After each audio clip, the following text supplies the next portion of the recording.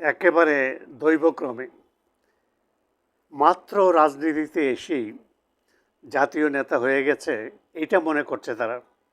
দুইজন তথাকথিত জুলাই সন্ত্রাসী নাহিদ ইসলাম, হাসনাত আবদুল্লাহ।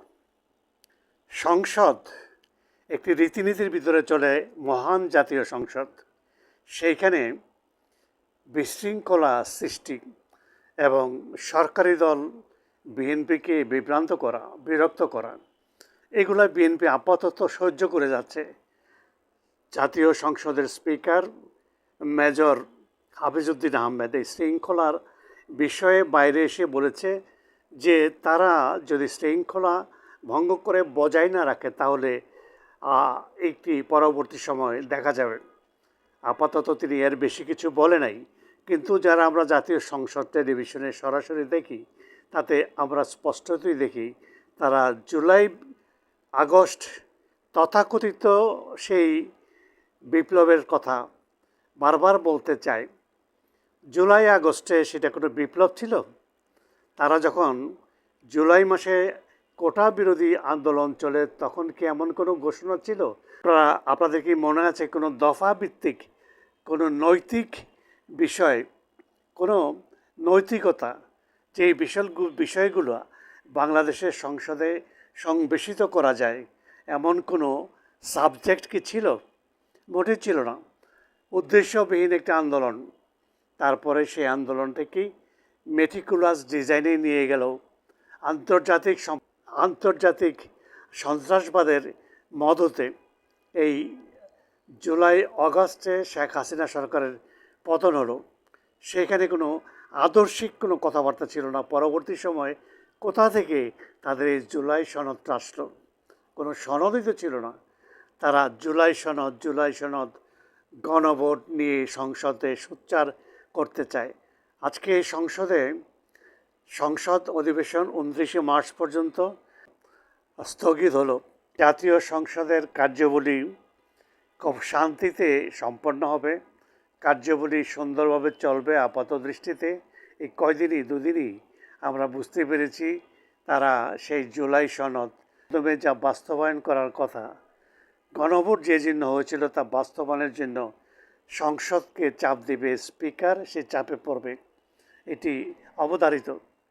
সালাউদ্দিন আহমেদ আজকে বলে দিয়েছেন যে সংবিধানে যা নাই তা আমরা সেটি আলোচনা করতে পারি না। রাষ্ট্রপতি যা করেছে সেটি সংসদের বাইরে অনেক অধ্যাদেশ তিনি জারি করতে পারেন, কিন্তু সেটা সংবিধানে থাকতে হবে। যেটা নাই সেটি নিয়ে রাষ্ট্রপতিও অধ্যাদেশও জারি করতে পারেন না। তিনি কোনো রাষ্ট্রপতি সংবিধান বহির্ভূত কোনো বিষয়, একেবারে ধারে কাছেও নাই এমন কোনো বিষয় তিনি অধ্যাদেশ জারি করতে পারেন না। সালাউদ্দিন আহমেদ গণভোট কিনে তার দলের এবং সরকারের অবস্থান স্পষ্ট জানিয়ে দিয়েছে। আজকে সংসদ অধিবেশন শেষ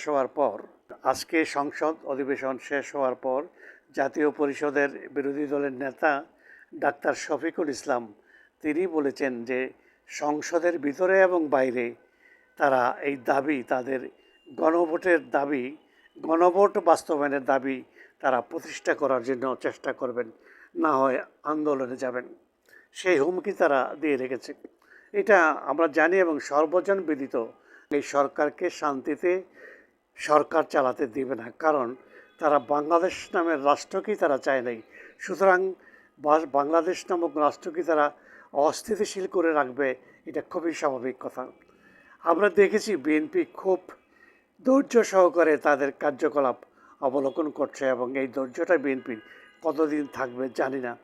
তবে বিএনপি হয়তো বিদেশরুদ্ধ হয়ে গেলে অন্য কোনো ব্যবস্থা নিতেও পারে, সেই সম্ভাবনাও উড়িয়ে দেওয়া যায় না। আর এই মুহূর্তে আমরা যেটা বুঝতে পারছি যে রাজনীতিতে যদি আওয়ামী লীগকে ফিরে আনা না হয় তাহলে রাজনীতিতে একটা চেক অ্যান্ড ব্যালেন্স থাকে না। এইটি যদি বিএনপি বুঝতে পারে তাহলে বিএনপির জন্য ভালো। না হয় জামাত এবং তথাকথিত জুলাই যোদ্ধা নামে এনসিপি নামক দলটির যে কয়জন অসভ্য সেই সংসদে গেছে, তারা জাতীয় সংসদকে কলঙ্কিত করবে।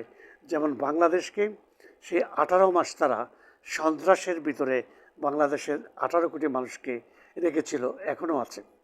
এটি বিএনপি সরকার নিশ্চয়ই অনুধাবন করবেন। বন্ধুরা, ভালো থাকেন, সুস্থ থাকেন।